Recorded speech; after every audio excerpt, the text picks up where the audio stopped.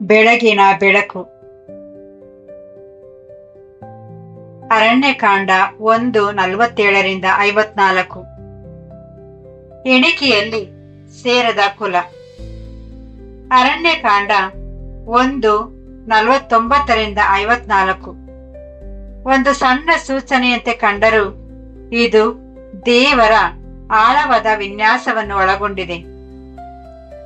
ಯೆಹೋವನು ಮೋಶೆಗೆ ಒಂದು ಆಶ್ಚರ್ಯಕರವಾದ ವಿಷಯವನ್ನು ಹೇಳುತ್ತಾನೆ. ಲೇವಿಯ ಕುಲವನ್ನು ಸೈನಿಕ ಜನಗಣತಿಯಲ್ಲಿ ಇತರ ಕುಲಗಳೊಂದಿಗೆ ಎಣಿಸಬಾರದು ಎಂದು ಆತನು ಹೇಳುತ್ತಾನೆ.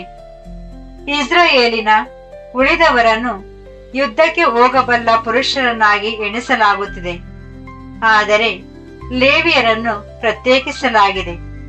ಲೇವಿಯರಿಗೆ ಒಂದು ವಿಭಿನ್ನವಾದ ಕರೆಯನ್ನು ನೀಡಲಾಗಿದೆ.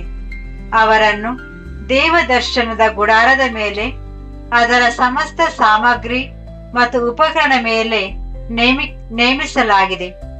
ಅವರು ಅದನ್ನು ಹೊರಬೇಕು, ಅದರ ಉಸ್ತುವಾರಿ ವಹಿಸಬೇಕು ಮತ್ತು ಅದರ ಸುತ್ತಲೂ ಪಾಳೆಯ ಹಾಕಿಕೊಳ್ಳಬೇಕು. ದೇವರು ಇದಕ್ಕೆ ಒಂದು ಗಂಭೀರವಾದ ಕಾರಣವನ್ನು ನೀಡುತ್ತಾನೆ.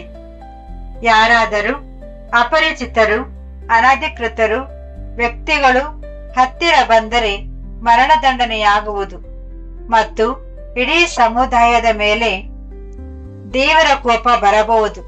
ಹೀಗಾಗಿ ಲೇವಿಯರು ದೇವರ ಸನ್ನಿಧಿಯ ಸುತ್ತ ಒಂದು ಪವಿತ್ರ ಗಡಿಯಂತೆ ನಿಂತಿದ್ದಾರೆ.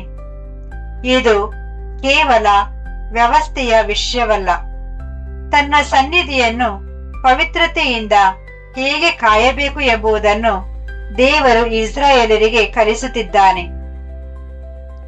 ನಾವು ಮೊದಲು ಗಮನಿಸಬೇಕಾದ ವಿಷಯವೆಂದರೆ, ದೇವರು ಇಸ್ರಾಯೇಲನ್ನು ಮೊದಲು ಯುದ್ಧದ ಸುತ್ತ ನಿರ್ಮಿಸಲಿಲ್ಲ. ದೇವರು ಇಸ್ರಾಯೇಲನ್ನು ಆರಾಧನೆಯ ಸುತ್ತ ನಿರ್ಮಿಸಿದನು.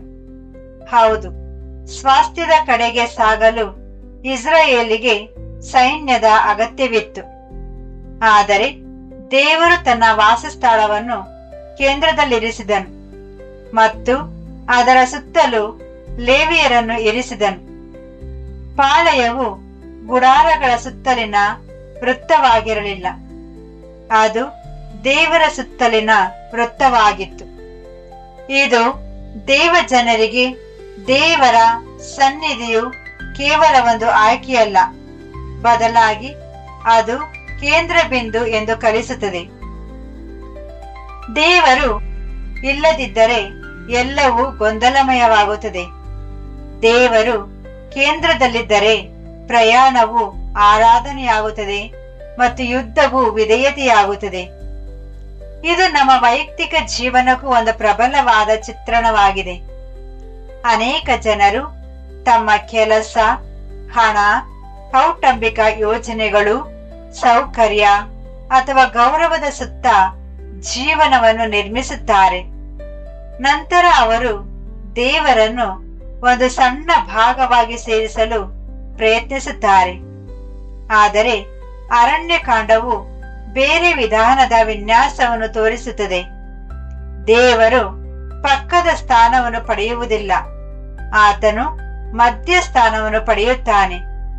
ದೇವರು ಮಧ್ಯಸ್ಥಾನದಲ್ಲಿದ್ದಾಗ ಜೀವನದ ಉಳಿದ ಪ್ರತಿಯೊಂದು ಭಾಗವು ತನ್ನ ಸರಿಯಾದ ಸ್ಥಾನವನ್ನು ಕಂಡುಕೊಳ್ಳುತ್ತದೆ. ದೇವರನ್ನು ಕೇಂದ್ರದಿಂದ ತೆಗೆದಾಗ ಒಳ್ಳೆಯ ವಿಷಯಗಳು ಸಹ ವಿಗ್ರಹಗಳಾಗುತ್ತವೆ ಮತ್ತು ಆಶೀರ್ವಾದಗಳು ಹೊರೆಯಾಗುತ್ತವೆ. ಶಾಸ್ತ್ರವು ಹೇಳುತ್ತದೆ, ಮೊದಲು ದೇವರ ರಾಜ್ಯವನ್ನು, ನೀತಿಯನ್ನು ಹುಡುಕಿರಿ. ಮತ್ತಾಯ 6:33.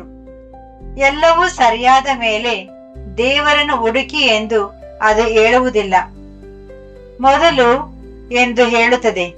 ಕೇಂದ್ರವು ಸರಿಯಾಗಿದ್ದಾಗ ಇಡೀ ಜೀವನವು ಕ್ರಮಬದ್ಧವಾಗುತ್ತದೆ. ಲೇವಿಯರು ಎಣಿಸಲ್ಪಡದಿರುವುದು ಸಹ ಒಂದು ಪಾಠವಾಗಿದೆ.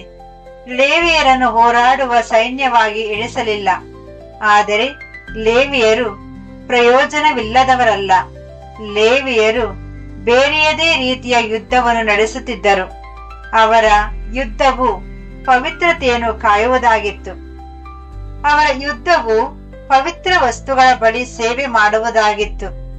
ಅವರ ಯುದ್ಧವು ಸಮುದಾಯದ ಮೇಲೆ ದೇವರ ಕೋಪ ಬರದಂತೆ ತಡೆಯುವುದಾಗಿತ್ತು.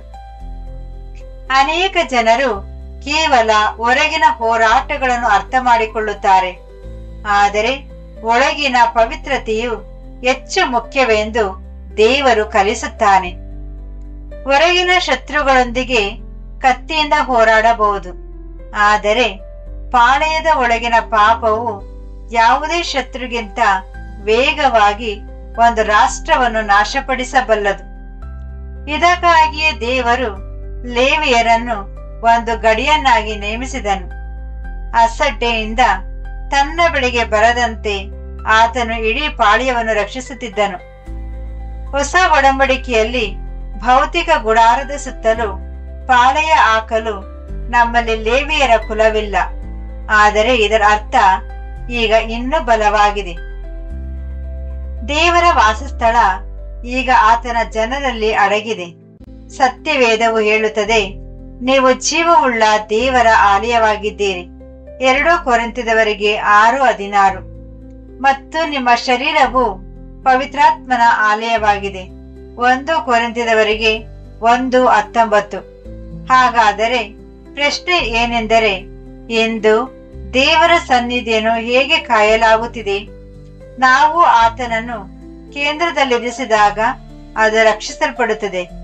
ಗುಪ್ತ ಪಾಪಗಳನ್ನು ನಿರಾಕರಿಸಿದಾಗ ಅದು ರಕ್ಷಿಸಲ್ಪಡುತ್ತದೆ. ನಮ್ಮ ಭಾವನೆಗಳಿಗಿಂತ ಹೆಚ್ಚಾಗಿ ಆತನ ವಾಕ್ಯವನ್ನು ಗೌರವಿಸಿದಾಗ ಅದು ರಕ್ಷಿಸಲ್ಪಡುತ್ತದೆ. ಅಸಡ್ಡೆಯಿಂದಲ್ಲದೆ ಭಯಭಕ್ತಿಯಿಂದ ಆರಾಧಿಸಿದಾಗ ಅದು ರಕ್ಷಿಸಲ್ಪಡುತ್ತದೆ.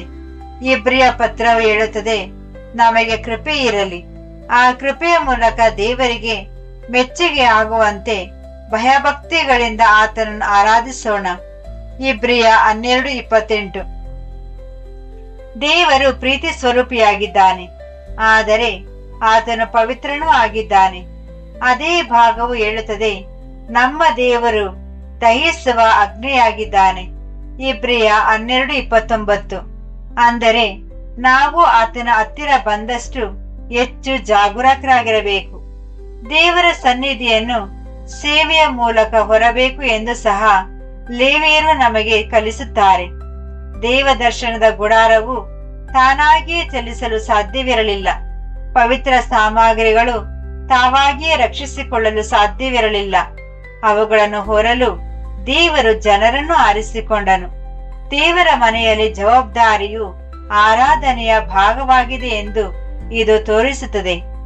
ಅನೇಕರಿಗೆ ಆಶೀರ್ವಾದ ಬೇಕು, ಆದರೆ ಯಾರಿಗೂ ಹೊರೆ ಬೇಡ. ಅನೇಕರಿಗೆ ದೇವರು ಹತ್ತಿರವಿರಬೇಕು ಎಂದು ಆಸೆ, ಆದರೆ ಪವಿತ್ರ ವಿಷಯಗಳನ್ನು ಶಿಸ್ತಿನಿಂದ ಹೊರಲು ಕೆಲವರು ಮಾತ್ರ ಸಿದ್ಧರಿರುತ್ತಾರೆ. ಆದರೂ ನೂತನ ಸೃಷ್ಟಿಯು ಸೇವೆ ಮಾಡಲು ಕರೆಯಲ್ಪಟ್ಟಿದೆ. ವಿಶ್ವಾಸಿಗಳು ಪವಿತ್ರ ಯಾಜಕ ವರ್ಗ ಎಂದು ಪೇತ್ರನು ಹೇಳುತ್ತಾನೆ. 1 ಪೇತ್ರ 2:5. ಕ್ರಿಸ್ತನು ನಮ್ಮನ್ನು ದೇವರಿಗೆ ಯಾಜಕರನ್ನಾಗಿ ಮಾಡಿದ್ದಾನೆ ಎಂದು ಪ್ರಕಟಣೆ ಪುಸ್ತಕ ಹೇಳುತ್ತದೆ. ಪ್ರಕಟಣೆ 1:6.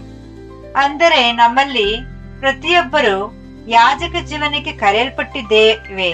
ಅಂದರೆ ಪ್ರಾರ್ಥನೆ, ಪವಿತ್ರತೆ, ಸೇವೆ ಮತ್ತು ದೇವರ ಹೆಸರಿನ ಗೌರವವನ್ನು ಕಾಪಾಡುವುದು.